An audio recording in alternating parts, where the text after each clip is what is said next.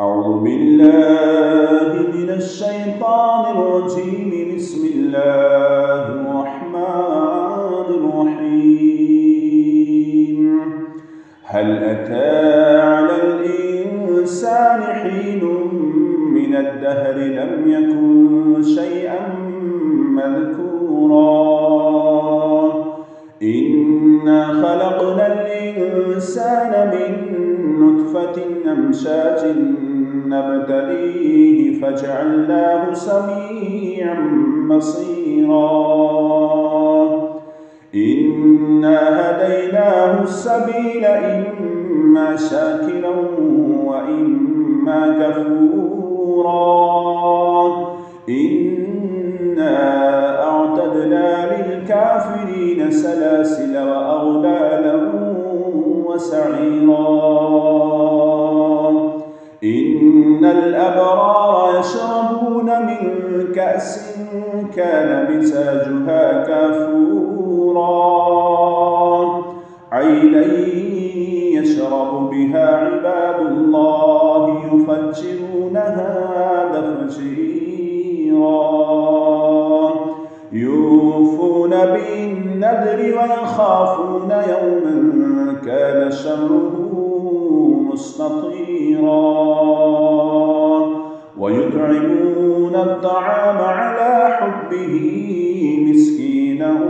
ويتيما وأسيرا إنما نطعمكم لوجه الله لا نريد منكم جزاء ولا شكورا إنا نخاف من ربنا يوما عبوسا قمطريرا فوقاهم الله شر ذلك اليوم ولقاهم نصرة وسرورا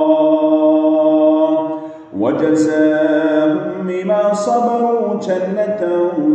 وحريرا متكئين فيها على الأرائك لا يرون فيها شمسا ولا زمهريرا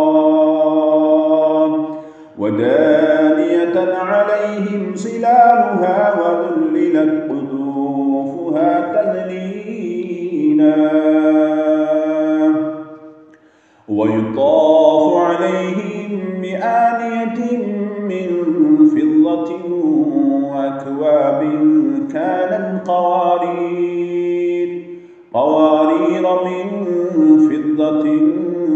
قدروها تقديرا ويسقون فيها كأسا كان مزاجها زنجبيلا عينا فيها تسمى سلسبيلا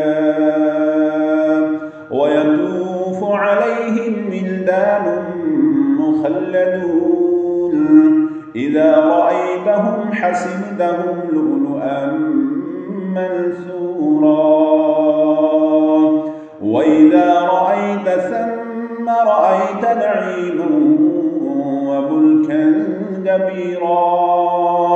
عاليهم ثياب سندس خضر واستبرق وحلوا أساور من فضة وسقاهم ربهم شرابا طهورا إن هذا كان لكم جزاء وكان سعيكم مشكورا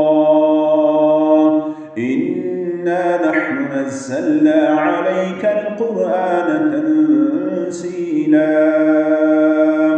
فاصبر لحكم ربك ولا تطع منهم آثما أو كفورا واذكر اسم ربك بكرة وأصيلا ومن الليل فاسجد له وسبحه ليلا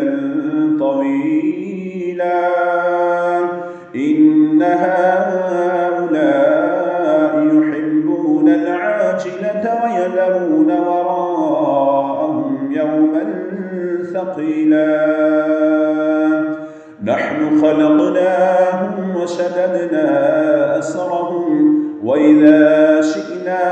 بدلنا أمثالهم تبديلا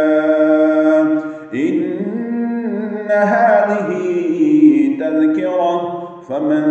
شاء اتخذ إلى ربه سبيلا وما تشاءون إلا أن يشاء الله إن الله كان عليما حكيما يدخل من يشاء في رحمته والظالمين أعد لهم عذابا